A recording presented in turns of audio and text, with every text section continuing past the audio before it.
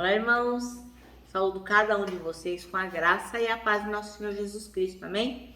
Meu nome é Miriam Anita e estamos aqui para meditar num texto do irmão Anderson Silva e Costa, que escreveu para o Manancial, que é produzido pela União Feminina Missionária Batista do Brasil. E o que é o Manancial? É um devocional que tem uma meditação diária para você, baseada na Bíblia, que é a palavra de Deus. E qual que é o objetivo do Manancial? É simplesmente inspirar, exortar e edificar a sua vida espiritual, tá bom? Então, como eu não ajudei o irmão Anderson Silva Costa a escrever uma miseralinha, não fiz nada, o que eu vou fazer? Vou ler o texto e contar para os irmãos aquilo que eu entendi, tá bom? O texto chama-se Hora de Ficar em Silêncio. Para que nós possamos começar e sermos abençoados, vamos pedir ao Senhor que esteja conosco aí no nosso entendimento, para que a gente possa não só entender, mas praticar, tá bom? Senhor Jesus, que nós possamos entender o que a Tua Palavra diz, que possamos realmente colocar em prática, que possamos realmente compartilhar, que a Tua Palavra seja para nós fácil de entender, Jesus, que nós possamos realmente viver aquilo que Tu nos dizes para viver. É o que nós te pedimos, não porque a gente mereça, mas em Teu nome, Jesus Cristo. Amém. Bem, o nosso texto está em Jó 3, de 1 a 6. E o texto diz assim, irmãos. Jó, ele está defendendo a causa dele diante de Deus, né? Vi tudo isso com os meus próprios olhos, ouvi com os próprios ouvidos e agora entendo. O que vocês sabem, eu também sei. Não são melhores do que eu.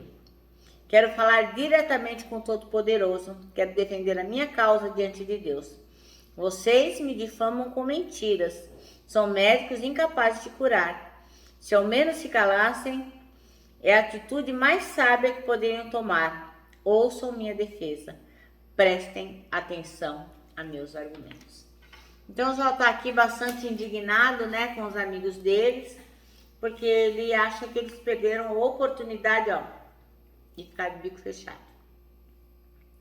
O versículo escolhido pelo irmão Anderson é o 5, que diz: se tão somente ficassem calados, mostrariam sabedoria. Uma das coisas mais difíceis na vida da gente é a gente tentar entender aquilo que nem a gente mesmo está entendendo. A gente não está entendendo e a gente quer explicar. Então fica pior a emenda do que o soneto, né?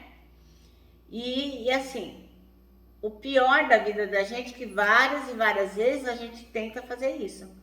Explicar o que a gente, não tem a mínima ideia de como aconteceu ou qual a explicação seria.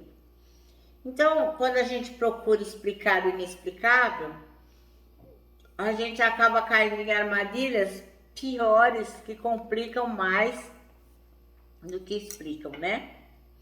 Foi assim com os amigos de Jó. O que aconteceu? No começo, eles ficaram, quietinhos.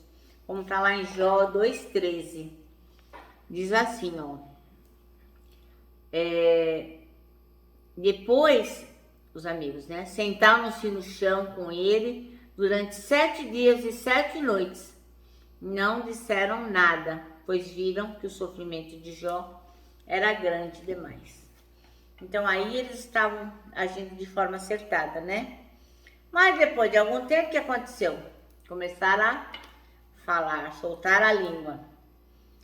A maneira mais fácil de entender a desgraça, aquilo que tinha acontecido de tão ruim para Jó, na concepção daqueles amigos, era acusá-los de pecados e tentar difamar a Jó, colocando nele culpa de coisas que eles nem sabiam mesmo se eles fizeram, né?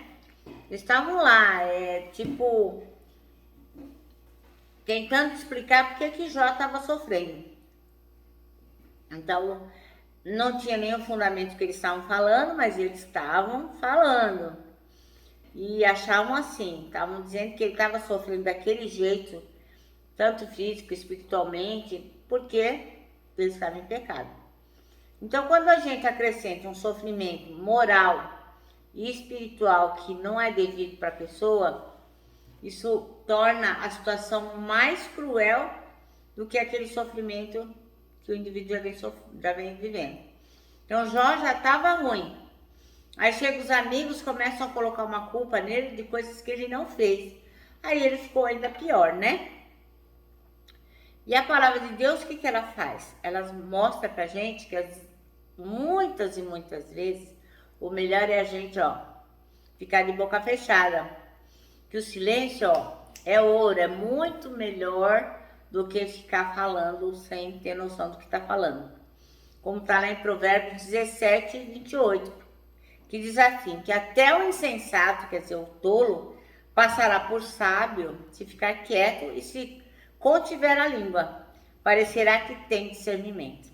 Então, até aquela pessoa sem noção passa por uma pessoa legal e inteligente se ficar de boca fechada, né? E nós precisamos agir dessa forma, pedindo a Deus discernimento para saber a hora de falar e a hora de calar. Porque tem hora que realmente a gente precisa falar, mas falar com discernimento, né? Com a aprovação do Senhor, com o direcionamento do Espírito Santo. Se em algum momento de incerteza você não souber o que falar, meu irmão, não perde a oportunidade não. Fica de boca fechada, viu? Fica quietinho. Mostre pelas coisas que você faz, pelas suas ações, o seu amor, a sua solidariedade, a sua empatia, a sua generosidade. Porque desse jeito, aí sim, você vai ser bênção pro próximo. Não falando mais que a matraca trica, colocando culpa na pessoa que você nem tem certeza que ela tem e falando do que não conhece. Então, nós temos que abençoar as pessoas. Como? Sendo o melhor de nós. E se a gente não tem certeza que vai falar, boca de siri. Nosso manancial termina assim, Se não souber o que dizer, fiquem em silêncio. Amém? Irmãos, eu me despeço aqui, né? Termino dizendo que o abraço é encontro de dois corações e que ele só não dá certo em reunião de porco-espinho. Por isso que eu deixo meu abraço diário. Abraço de ursa. Quero que vocês se lembrem também aquilo que nós combinamos, queríamos repetir este ano inteirinho. O Salmo 73, 26, que diz assim: Deus é a minha força, Ele é tudo o que eu sempre preciso. Não podemos esquecer disso nunca. Então agora eu me despeço com a minha palavra de ordem, que é confia. Confia em Jesus.